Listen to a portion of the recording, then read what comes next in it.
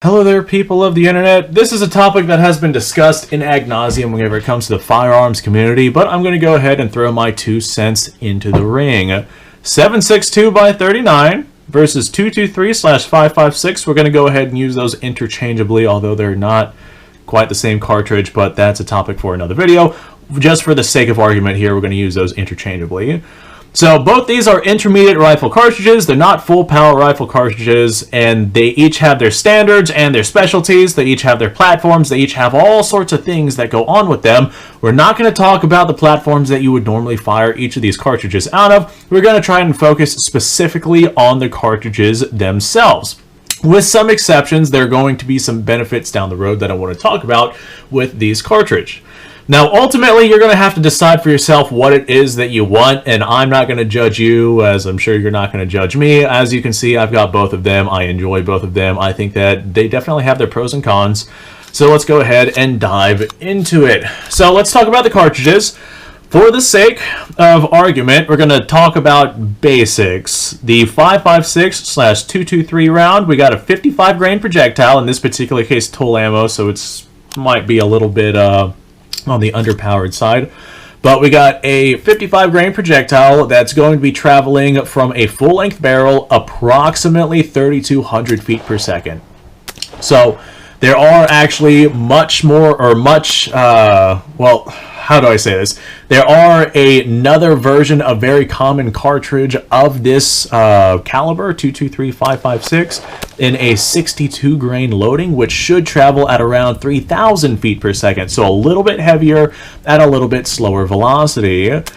So we have the velocity with this cartridge, but we don't necessarily have the mass, and that is the big arguing point.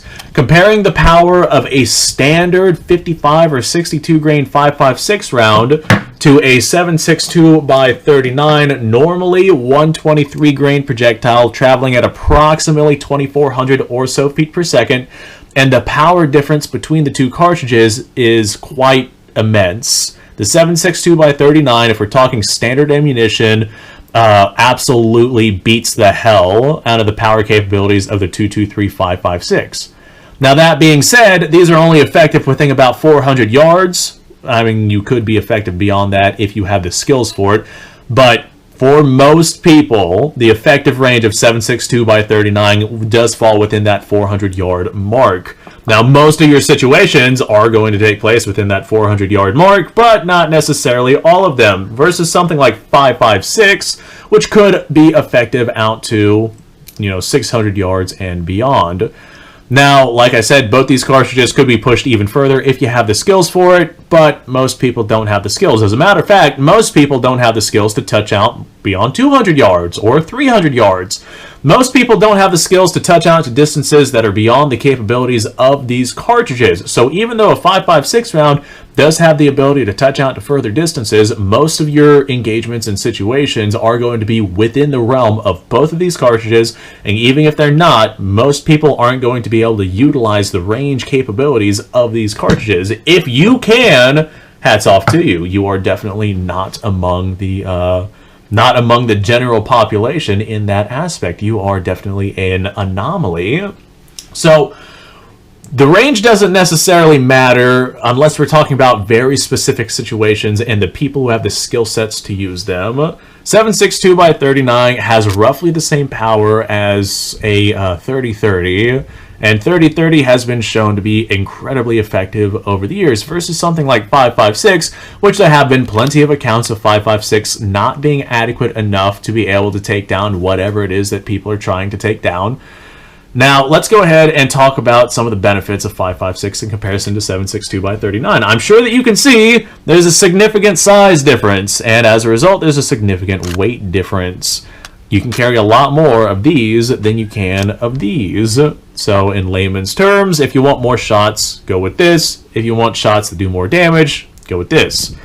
So I'm sure somebody's going to point out that 223, 556, if you're getting non-standard rounds and you're getting specialty ammunition, like, say, 77 grain projectiles, that those actually do a significant amount more damage than just the ball standard full metal jacket 55 grain or 62 grain 556, and they actually do significantly more damage than something like 7.62 by 39.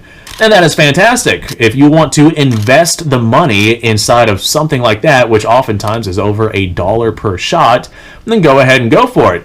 However, 7.62 by 39 is about approximately 25 to 30 cents per shot, so you would be able to get significantly more 7.62 by 39 than you could that specialty 5.56 ammunition, and that is one of the huge limiting factors with the 5.56 cartridge. There are chamberings for 5.56 out there that can do some pretty incredible things, but they're more difficult to find than just the standard ball ammunition, which is what most people are going to be using. And whenever you do find them, they're more expensive and they don't offer much more damage and capability than the standard 7.62 by 39. I know that you can get soft point, hollow point, and full metal jacket 7.62 by 39 for significantly less amounts of money than the 77 grain or heavier 5.56 projectiles.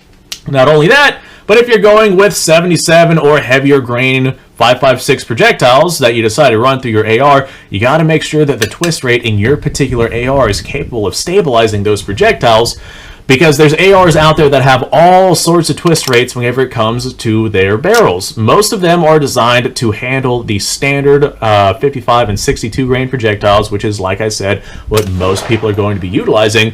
But that's not always going to be the case. A lot of people will try and use those heavier or lighter weight projectiles, so you have to know that your AR can run it. Now, if your AR is set up to run, say, 40 grain 5.56 rounds, which are designed to travel incredibly fast, then you're not going to be able to run those heavy rounds, and vice versa, versus something like 7.62 by 39, which can put, it does a lot of damage for that one single weight projectile. And the heavier and lighter weight 7.62 by 39 projectiles that are out there can still be stabilized by the twist rate of the AK-47. So let's go ahead and talk about, very briefly, the platforms that they fire. And I don't care, AR, AK, whatever it is that you feel like going with. As far as I'm concerned, if you can manage to put lead downrange and you can keep yourself up and going, then that's my argument. You can pick AR, AK, I don't care. But something in 223, 5.56, you need to have a long barrel to really get the significant capabilities of the cartridge. As you start shortening the barrel more and more, you see some significant fall-offs in velocity whenever it comes to the cartridge, and velocity is what gives the cartridge its capability. As you get down, 14-inch, 12-inch, 10-inch, you see really, really bad drop-offs with 223, 5.56. It becomes more of a pistol round rather than a intermediate rifle cartridge. Personally, I would not go shorter than 16-inch. That's where you get your 55 grain projectiles at about 2,900 or so feet per second, and that's still within the realms of keeping up with a necessary velocity for the cartridge. Personally, I go 20 inches. I mean, it's really not that much of a hindrance, but at the same time, you still have the maximum capabilities of said cartridge, versus something like 7.62 by 39, which has shown that you can take off a significant amount of barrel with this cartridge without really losing all that much in terms of velocity. And that's just because the cartridge is designed to burn its powder very, very quickly in comparison to 223, 5.56, which needs a good amount of dwell time for the projectile to be inside of the barrel, for it to be accelerated by those pressures, and for that powder to properly burn. 7.62 by 39 just does not have that hindrance, so you can have a significantly shorter rifle without losing much capability of the cartridge. That's one of the big benefits of the cartridge. Now, a huge benefit of 5.56 here inside the United States is just how plentiful it is and how cheap the standard ball stuff is. Oftentimes, you can get 5.56 for cheaper than 7.62 by 39, and a lot of it is just surplused onto the civilian market. There are some benefits to it, and that's definitely one of the big benefits here in the U.S. It is literally everywhere. Now, that being said, that is also a big con.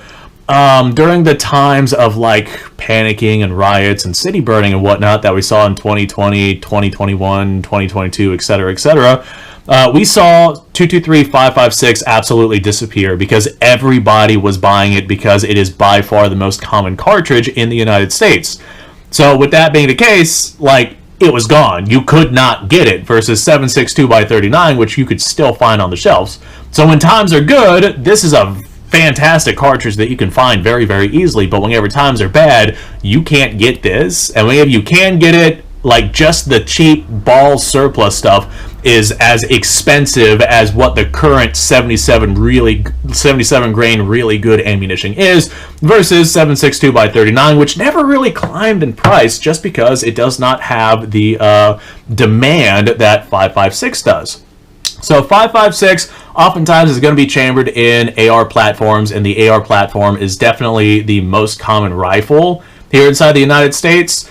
But the AK-47 is definitely not an uncommon rifle in the United States. I do want to point that out because that does coincide with choosing 556 over 762x39. The AR is just a more common platform here in the US. Magazines for 223-556 are just more common. Accessories for the AR are just more common. The AR is easier to work on. It's got its benefits, that's for sure.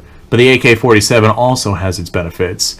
But like I said, we're not going to go into AR versus AK. We are just trying to focus on the cartridges, and I think I've pretty much covered everything.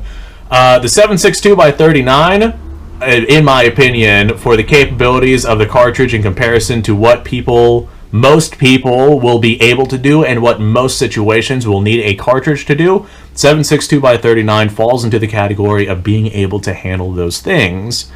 It's also significantly more powerful than the most common versions of 223-556 you're going to find, which are 62 and 55 grain projectiles, unless you have the spare income and want to invest a lot more money into specialty 223-556, which could potentially outperform 762x39, in which case go for it. Then I would say the 762x39 is going to be the best option for the capabilities of the cartridge. However, because of the availability of the cartridge and just how common it is, along with the accessories and rifles, if you're in the US, I would probably downgrade, yes, I did say downgrade, to the 223-556 and potentially upgrade your 223-556 to a much more expensive specialty round.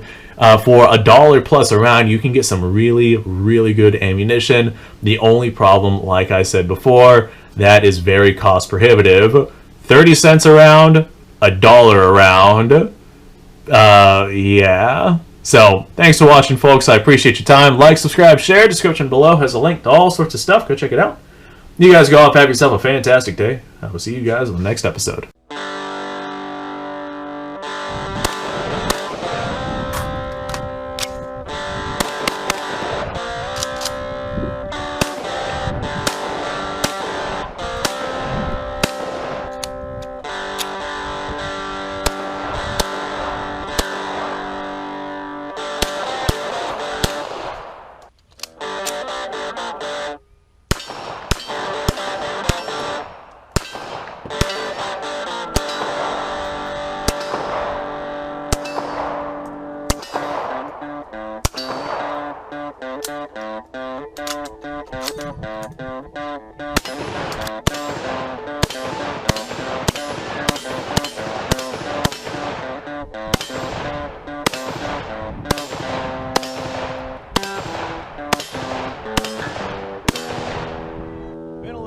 Since I've done this.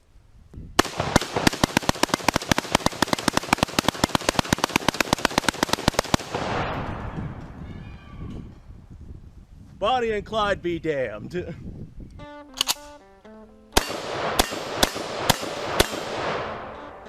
Poor man's Garen.